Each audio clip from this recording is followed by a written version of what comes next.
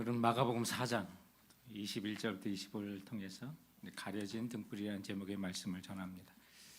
너무나 잘 아는 그런 본문 같지만 우리 평소 알고 있는 그 뜻인지 한번 주목하면서 오늘 본문을 따라가 봤으면 합니다.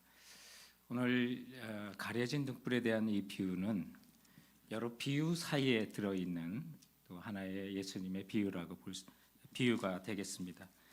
그래서 우리가 잘 아는 씨 뿌리는 비유가 이제 4장 전반 부분에 나오고 또 11절에 보면 그 비유를 가르쳐서 이르시되 하나님 나라의 비밀을 너에게 주었으나 해서 하나님 나라 비유, 천국에 대한 비유 뒤에 있었던 그 비유를 또 우리에게 말씀해 주시는 거고, 또 26절에 보면 또 이르시되 하나님 나라는 이라 그래서 우리가 25절에 마치는데 그 뒤에 있는 비유도 하나님 나라 비유를 또 얘기하시고, 또 30절에 또 이르시되 우리가 하나님의 나라를 어떻게 비교하며 또 무슨 비유로 나타낼까 하시면서 또 비유를 말씀하십니다.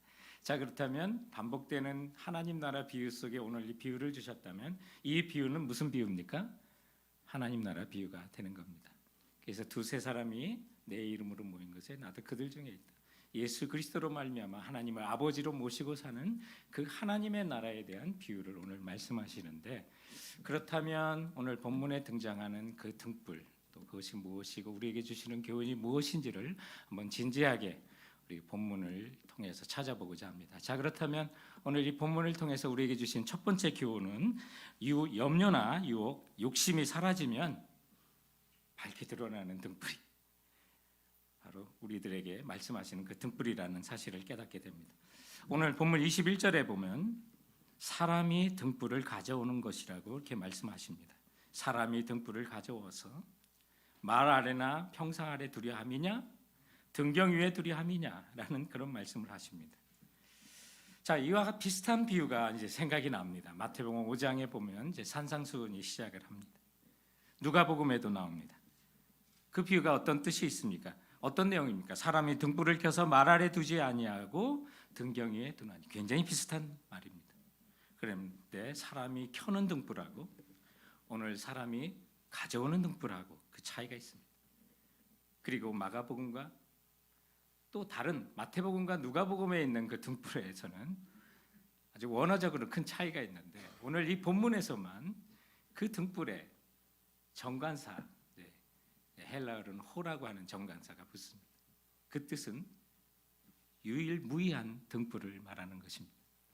자, 그렇다면 우리 행위로서 밝히 드러내야 될 어떤 세상의 빛으로 또 소금으로서 존재를 드러내는 그 등불이라기보다는 오늘 이 본문에서 말하는 세상의 유일한 그 빛 되시고 등불이신 바로 예수 그리스도를 지칭하고 있는 것입니다. 그래서 제자들을 불러서 말씀하시면서 등불을 말 아래 두려고 하느냐 아니면 등경 위에 두려고 하느냐라고 말씀하시는 이 전체적인 본문 내용을 보면 우리가 믿고 의지하고 구주로 모신 예수 그리스도를 우리 이 세상 가운데 밝게 드러내고 사느냐 아니면 감추고 사느냐. 여러분 직장에서 여러분이 예수 그리스도를 믿는 그리스도인이라는 사실 사람들이 압니까? 아니면 감추고 살고 있습니다. 자, 그러면 이 본문의 내용들이 이제 더 크게 느껴집니다. 이때만 해도 예수님께서 제자들을 자신의 정체와 또 신분을 온전히 제자들조차 알지 못했던 그때 오늘 이 말씀을 하셨으면 오늘 이 본문이 더 이제 밝게 드러납니다. 그래서 마가복음 4장의 마지막 절인 41절에 그 제자들과 함께 갈릴리 호수를 건너가시는데 풍랑이 일어서서 제자들이 당황해서 주무시고 계신 예수님을 깨웁니다. 근데 예수님께서 그 바다를 호령하시니까 잔잔해지니까 그 제자들이 서로 말하되 그가 누구에게 바람과 바다도 순종하는가 하였도다라고 말했습니다. 여러분, 베드로가 나중에 주는 그리스도시요 살아계신 하나님의 아들이십니다. 이 고백은 지금 있을 이 수준과는 다른 고백입니다. 저들은 예수님이 누구신지 알지 못했습니다. 이 세상 가운데 빛으로 오신 그 주님, 저들이 주님을 명확히 알지 못할 때 오늘 이 비유를 하시는 겁니다. 그리고 그 주님을 모신 자들이 하나님 나라를 이룰 수 있다는 사실을 말하고 있는 것입니다. 그러므로 오늘 이 말씀 전체에 보면 우리가 빛 대신 주님을 본받아 이 세상에서도 등불로서 빛을 비춰야 된다는 의미가 전혀 없는 것은 아닙니다. 그러나 오늘 내 안에 모신 예수 그리스도 구주이신 그분을 내가 등경 위에 모시고 사는지, 밝히 드러내고 사는지, 오늘 그것을 우리들에게 묻고 있는 것입니다. 그런데 우리가 이 예수 그리스도를 이 세상 가운데 드러내지 못하고 사는 이유가 뭘까요? 오늘 이 본문인 하나님 나라의 비유라 그랬습니다. 그러면 이 본문 앞에 있는 씨 뿌리는 그 비유, 씨 뿌리는 자의 그 비유 속에서 오늘 21절부터 우리가 읽었는데 그 앞에 18절부터 20절까지만 보더라도 오늘 본문을 좀 더 이해하기가 쉽습니다. 18절에 보면 또 어떤 이는 가시떨기에 뿌려진 자니 이들은 말씀을 듣기는 하되 세상의 염려와 재물의 유혹과 기타 욕심이 들어와서 말씀을 막아 결실하지 못하는 자요, 좋은 땅에 뿌려졌다는 것은 그 말씀을 듣고 받아 30배나 60배나 100배의 결실을 하는 자니라 라고 말하고 있습니다. 주님은 우리 가운데 빛으로 오셨습니다. 참 등불 되십니다. 그런데 우리가 드러내지 못하고 사는 이유가 여기 나옵니다. 세상의 염려, 재물의 유혹, 기타 욕심들이 들어와 내가 주인으로 모신 예수 그리스도를 드러내지 못하고 살게 하는 것을 오늘 이 본문 속에서 보게 됩니다. 그러므로 염려와 유혹과 욕심이 사라지고 무너지면 밝히 드러나시는 분이 예수 그리스도이신 것입니다. 성도 여러분, 여러분 이 주님을 여러분의 일터와 삶의 현장 가운데 드러내고 살고 있습니까? 그렇지 못하다면 여러분 말 아래 지금 등불을 두고 있는 것입니다. 감춰두고 사는 것입니다. 주님께서는 여러분의 삶을 통하여 등경 위에 등불 대신 유일한 등불, 세상의 빛으로 오신 예수 그리스도를 드러내고 살기를 주님은 바라시는 것입니다. 그렇게 드러내게 살기 위해서는 여러분 예수 그리스도의 은혜를 기뻐하십시오. 즐거워하십시오. 구원의 은총을 주신 걸 감사하시기 바랍니다. 그것을 여러분의 일터에서 하시면 됩니다. 여러분의 삶의 현장에서 하시면 됩니다. 소양이라고 하는 아주 가창력이 뛰어난 가수가 있습니다. 이분은 원래 복음성가 가수를 출발하신 분입니다. 그런데 그분의 삶을 보면 순간순간 그 노래 가운데 예수님이 그분의 주인인 것을 드러내기도 합니다. 방송에서도 여러 가지 복음성가를 부르는 걸 주저하지 않습니다. 최근에는 오 홀리 나잇이라고 하는 크리스마스 캐롤을 불렀습니다. 그 가사에 보면 It is the night of the dear Savior's birth, 우리의 구세주가 이 땅에 태어나셨습니다. 오 홀리 나잇 하는 그 찬양을 원어로 부르는데 그가 더라고 하는 그 부분을 my로 바꿔서 My dear Savior's birth, 나의 구주가 이 땅에 오셨습니다라고 그렇게 부릅니다. 외국의 평론가들이 그 노래를 듣고 깜짝 놀랍니다. 와, 지금 소양이가 구세주를 나의 구세주라고 고백했다고요. 여러분 바로 그런 것입니다. 그분은 가수기 때문에 노래 가운데 예수님을 드러내고 산 겁니다. 말 아래 두지 않냐고 등경 위에 드러나면서 예수님을 세상에 빛으로 오신 분을 자랑하면서 산 것입니다. 성도 여러분, 우리 주님으로 인해서 좀 기뻐하시기 바랍니다. 예수 믿는 사람의 그 힘이 어디서 옵니까? 느헤미야 8장 10절에 있는 것처럼 여호와로 인하여 기뻐하는 것이 너의 힘이라고 그랬습니다. 예수 믿는 사람의 힘은요 어디서 옵니까? 권력입니까? 군사력입니까? 아니지 않습니까? 우리가 주님을 기뻐하는 것이 힘입니다. 찬양을 제일 잘하는 사람은 찬양을 기뻐하는 사람입니다. 선교 그 어려운데도 선교 잘하는 사람이 누굴까? 그 선교를 기뻐하는 사람입니다. 남들을 힘들어하는 그 섬김도 정말 잘하는 사람이 있습니다. 누가 잘합니까? 그 섬김을 기뻐하는 자입니다. 마찬가지입니다. 누가 예수를 잘 믿는 사람입니까? 나의 구세주이신 주인이신 예수님을 기뻐하는 자가 예수 잘 믿는 사람인 걸 여러분 기억하시기 바랍니다. 그러므로 여러분의 삶 가운데 예수 나의 구주시고 주인이심을 말 아래 감추지 마시고 등경 위에 드러내고 사는 우리 성도들 되시길 주님의 이름으로 축원드립니다. 오늘 말씀을 통해서 주시는 우리 두 번째 교훈이 있다면 우리들의 믿음과 신앙과 행위는 모든 것이 드러날 것입니다. 그런데 하나님 나라는 빈익부 부익부입니다. 여러분 주님의 나라를 기뻐하시고 섬기시고 그 풍요가 점점 늘어나게 될 것입니다.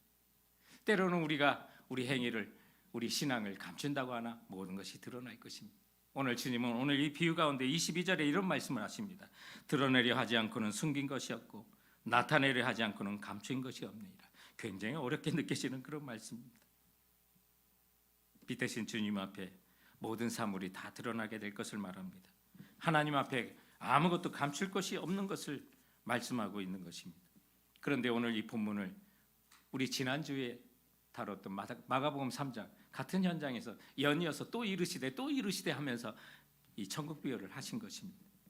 그렇다면 마가복음 3장과 연결해 본다면 어떤 일이 있었습니까? 예수님께서 병자를 고치셨습니다. 귀신을 내어 쫓으셨습니다. 이사야서에 말씀한 예언된 메시아의 모습을 그대로 보여주셨습니다. 근데 부인했습니다. 저들은 거절했습니다. 왜요? 속에 검은 어둠이 있기 때문에 그런 것입니다. 그런데 오늘 주님께서 이 말씀을 하신다면 그들의 모든 것이 다 드러날 거라는 이 말씀으로 우리가 볼 수가 있는 것입니다. 그리고 지금은 비밀로 감춰진 것 같지만 예수님께서 이제 십자가에 죽으시고 또 죽으신 지 사흘 만에 부활하심으로 그분께서 하나님의 아들로 이 땅에 오신 메시아인 것을 밝히 드러날 것을 또한 말씀하고 있는 것입니다. 그럼에도 그들은 빛 대신 예수님을, 등불이신 예수님을 인정하지 않는 것입니다. 요한복음 1장 9절에 있는 것처럼 참빛 곧 세상에 와서 각 사람에게 비추는 빛이 있었나니 그분이 예수님입니다.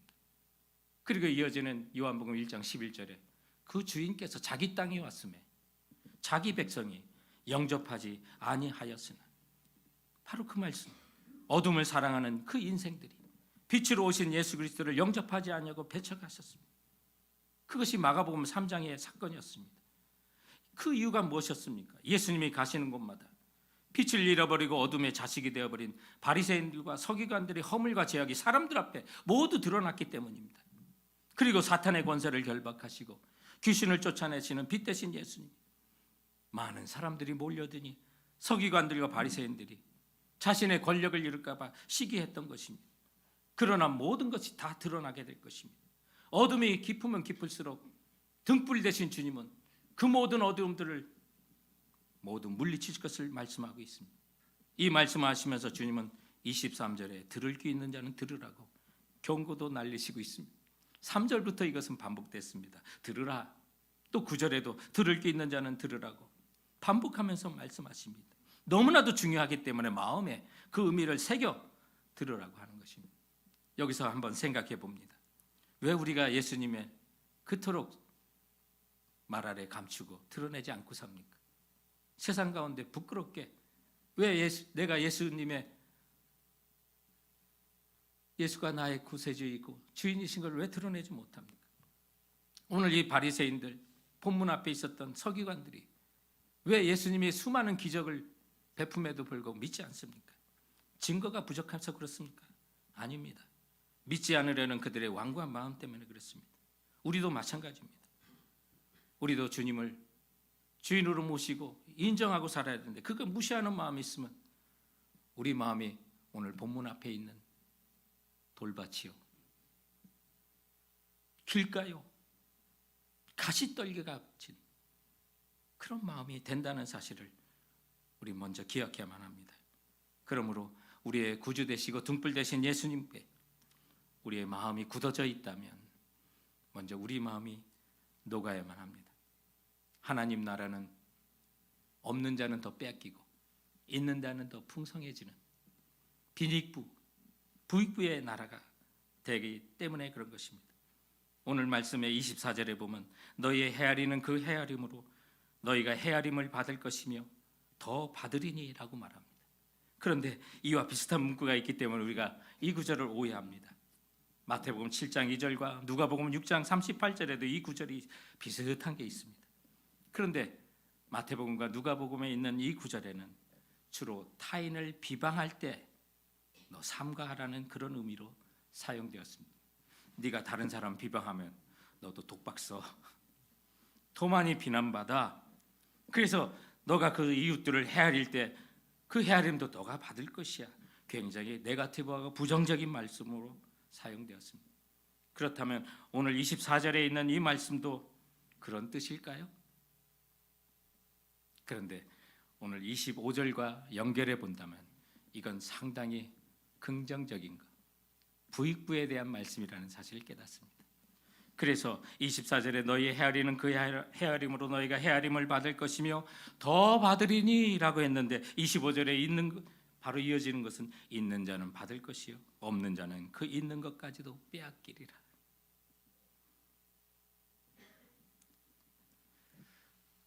좀 더 이 말씀이 명확해지는 것 같습니다. 여러분, 등불이신 예수 그리스도와 그 복음과 관련하여 해석해 보면 복음과 하나님 나라를 알려고 애쓰는 자는 더 많이 받게 될 것입니다. 그 나라를 사모하면 사모할수록 풍성해지는 나라, 그것이 바로 하나님 나라인 것을 우리에게 말씀하고 있는 것입니다. 사랑하는 성도 여러분, 우리가 그 나라는 있는 것, 조금 있는 자는 사모하지 않으면 있는 것마저 빼앗기는 나라입니다. 그러나 사모하고 주님을 더욱더 모시고 살려가면 이상하다 풍성해지는 나라, 그게 바로 하나님 나라인 것입니다. 오늘 저희들은 올해를 우리가 함께 자라고 함께 지어져가는 교회라고 하는 에베소서 2장 22절의 말씀으로 우리 표를 삼고 시작하고 있습니다. 그렇다면 우리 함께 같이 한 형제가 되어 주님의 나라를 함께 사모한다면 성도 여러분, 더 풍성해지는 하나님 나라를 우리 공동체가, 우리 동산이, 우리 교회가 경험하게 되는 것입니다. 세상에 건물을 지어가는 듯이 우리 주 예수 그리스도를 모퉁이로 돌로 삼아 각 건물마다 연결되어 하나님의 집으로 성령이 거하시는 하나님의 성전으로 지어져 간다고 말씀하고 있습니다. 그런데 작은 집은요, 땅을 향해도 됩니다. 이 세상에 건축을 할 때 1층, 2층 집은요, 그 끈에다가 나무로 만든 줄을 달아서 이렇게 땅으로 향하면서 반듯하게 지어져만 가는 것을 우리는 많이 봤습니다. 그런데 요즘은 기술이 발달해서 100층 높이, 지금은 150층, 160층 이렇게 건물을 지어갑니다. 여러분, 그렇게 높은 건물을 지을 때는 땅을 기준으로 해서는 불가능하다고 합니다. 왜요? 바람에 따라서 그 건물이 지어지는 과정 속에서 엄청 흔들린다고 합니다. 그리고 진동이 있다고 합니다. 그렇게 고층을 짓다 보면 처짐 현상도 있고 바람의 속도와 건물의 하중에 따라 계산할 것이 복잡하다고 합니다. 그래서 그런 고층 건물을 지을 때, 명품 높은 건물을 지을 때는 곳곳에 GPS를 달아 인공위성으로 그것을 조정하면서 그 건물을 수시로 체크업하면서 고층 빌딩, 아주 높은 빌딩을 짓는다고 합니다. 사랑하는 성도 여러분, 우리가 주님의 몸된 교회로서 예수 그리스도를 모퉁이 돌로 건물마다 연결되어 정말 명품으로 큰 건물을 지어간다면 땅을 향하는 것이 아니라 고층 건물이 인공위성을 향하듯 우리 주님께 좀 행했으면 좋겠습니다. 들을 귀 있는 자는 들으라. 하늘로부터 오는 오늘 이 말씀을 우리 공동체가 사모하고 함께 주님을 사모하며 예수 그리스도를 바라고 기뻐하며 나갈 때 주님께서 더해 주시는 나라, 그 나라가 바로 하나님의 나라입니다. 우리가 정말 하늘을 향해 달려갈 때 주님의 말씀을 우리가 순종하고 함께 지어져 갈 때 작은 건물이 아니라 하나님 기뻐하시는 견고하고 큰 주님의 성전이 지어질 줄 믿고 나가는 우리 성도들 되시길 주님의 이름으로 축원드립니다. 오늘 말씀을 통해서 우리에게 주는 세 번째 교훈이 있다면, 우리 하나님 나라의 부익부를 위해서 이 땅을 살아가며 삼가하며 살아갈 것이 있다고 주님은 말씀하고 있습니다. 하나님 나라는 사모하면 사모할수록 더 풍성해지고 더 커집니다. 부유함이 우리 심령 속에 가득 차게 되는 것입니다. 그러나 이런 하나님 나라의 부익부를 경험하기 위해서는 조건이 오늘 본문에 나옵니다. 24절입니다. 너희가 무엇을 듣는가 스스로 삼가라. 그렇게 삼가할 때 하나님 나라를 부익부를 경험하기 위해서 우리가 이 땅에 내 욕심, 욕망, 그리고 재물에 대한 우리의 마음 다 가지고 우리가 하나님 나라 부익부를 경험할 수 있는 것은 아닙니다. 그러므로 주님께서는 너희가 무엇을 듣는가 스스로 삼가라고 말씀합니다. 사람들이 참 귀가 얇아요. 주식이 잘 된다 그러면 그쪽으로 쏠리기도 하고, 무엇을 듣느냐에 따라서 아이들을 한참 길러나갈 때 같은 학부모들이 자기 아이들을 뭘 가르친다 그러면 나는 안 하면 안 될 것처럼 그렇게 느껴지기도 해요. 그래서 그 듣는 것 따라 행동이 결정돼요. 나도 보내야 되고 나도 가르쳐야 되고 하는 것처럼. 여러분, 무엇을 듣고 삽니까? 하나님의 음성입니까? 주님의 말씀입니까? 정말 하나님 나라의 부요함을 경험하기 위해서는 이 세상 살아가며 삼갈 것이 많습니다. 근데 삼가다, 제가 이것을 정확하게도 한번 찾아보려고 한국어 기초 국어사전을 찾아봤어요. 그런데 두 가지 뜻이 있더라고요. 첫 번째는 말이나 행동을 조심해서 하다, 말을 삼가다, 언행을 삼가다, 욕설을 삼가다, 외출을 삼가다, 행동을 삼가다, 이런 예문들이 있더라고요. 두 번째 삼가다 하는 뜻에는 어떤 것을 피하거나 양이나 횟수를 적게 하다. 그래서 그 두 번째 뜻으로는 그 예로 군것질을 삼가다, 단 음식을 삼가다, 담배를 삼가다, 술을 삼가다, 자극적인 음식을 삼가다. 그리고 그 삼가다는 그 예문을 들어가지고 예문들이 거기 있는데 그대로 읽어드립니다. 제가 누구를 지금 지칭하면서 하는 게 아닙니다. 승규는 건강을 위하여 가급적 담배를 삼가하기로 했다. 지수는 위가 안 좋아져서 맵거나 쓴 자극적인 음식을 삼가고 있다. 자, 이런 삼가다는 뜻을 보고 오늘 24절에 너희가 무엇을 듣는가 스스로 삼가다라고 하는 이 말씀을 본다면, 우리 하나님 나라 예수 그리스도로 인해지는 풍성한 그 나라를 경험하려면 내 생활 가운데도 조심해야 될 말이나 행동이 있다는 거예요. 또 어떤 것을 피하거나 적게 해야 될 것들이 있어요. 지나치게 내가 좋아하는 일이고 내 취미고 하다 보면 그 일에 깊게 들어가고 많은 시간을 쓰다 보면 때로는 주님이 말 아래 갇혀서 그 등불이 세상 가운데 비치지 않을 수가 있다는 사실을 오늘 이 본문은 가르치고 있는 것입니다. 제가 여러분에게 도와줄 수 있는 건 아닙니다. 오늘 주님께서는 스스로 여러분 각자가 삼가라고 말씀하고 있습니다. 그러므로 들을 귀 있는 자는 들으시죠. 내가 무엇을 삼가야 될지, 주님의 나라가 내 심령 속에 가득 차고 주께서 나에게 등불 되시고 내 모든 환경에 등불 되셔서 어둠을 물리치시고 환히 밝혀주시는 그 주님으로 정말 풍성하게 누리기 원하시면 여러분 마음에 지금 부담되는 바로 그거 스스로 삼가하며 나가셔야만 하는 것입니다. 그런 영적인 훈련과 주님께서 여러분의 환경 가운데 등불 되셔서 빛을 비추기 위하여는 당분간 힘들지도 모르겠습니다. 안 하던 거 하려고 하고 일상의 습관화된 세상적인 욕심과 육체의 욕심을 따라 사는 일에 이제 예수 그리스도의 말씀으로 그 모든 것을 물리치려고 하니 그게 어디 쉽겠습니까? 그러나 그런 경건의 연습을 육체의 연습으로 한번 생각해 보시기 바랍니다. 요즘 우리 교회는 크로스핏이라고 하는 운동을 일주일에 2차례 교인들이 하고 있습니다. 그런데 그 운동은 처음 하시는 분은 며칠 그 운동 후에 들어 누워 있어야만 한답니다. 여기 쑤시고 저기 쑤시고 근육이 아주 그냥 난리가 난답니다. 그런데 그것이 근육을 건강하게 만드는 과정인 것이죠. 영적인 삶도 마찬가지입니다. 처음에는 스스로 삼가고 늘 하던 것을 조심하려고 하니 여기가 아프고 땡기는 곳이 있기 마련입니다.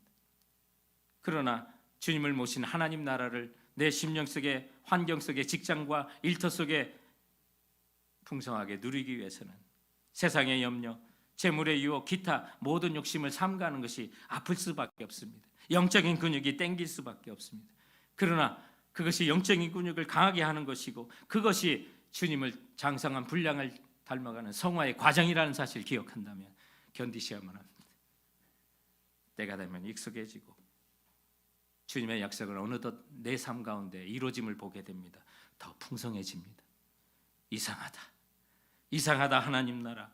입을 더 크게 벌리면 주님과 동행하는 그 깊이가 깊어질수록 더 풍성하게 채워주시는 하나님의 은혜를 경험하게 될 것입니다. 저는 오늘 이 본문을 붙들고 왜 예수님을 등불로 비유했을까?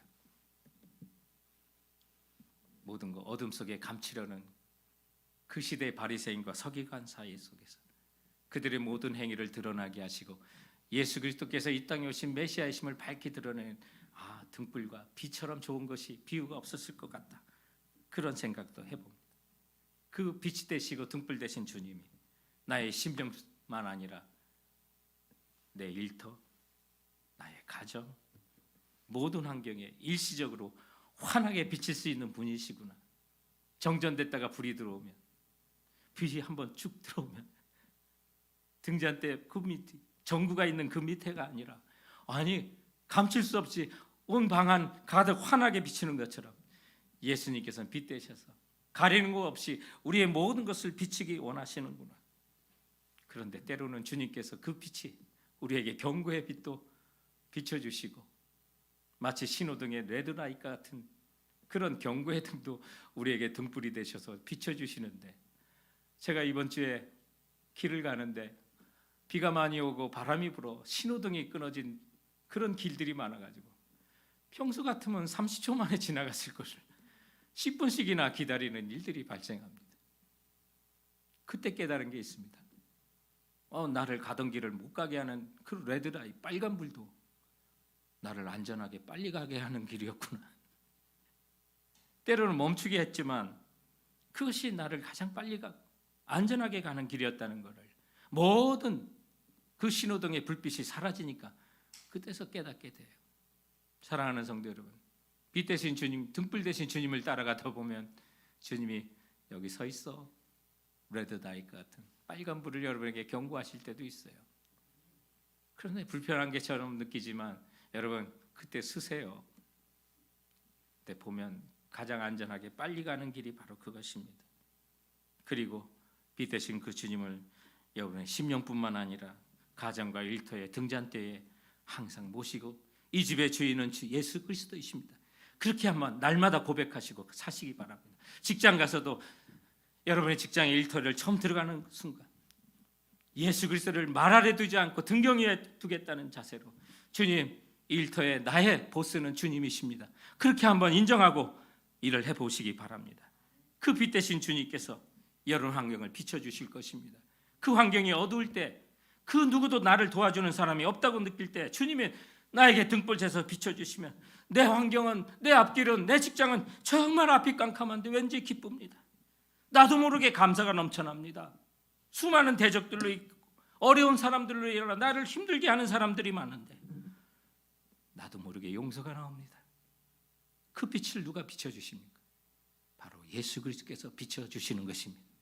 그러므로 일상을 살아가며 여러분 등불을 가리운 것이 있다면 오늘 주님, 나의 마음속에 힘들고 어려운 여러분의 가정에, 그리고 스트레스가 많은 직장에 주님 등경 위에 모십니다.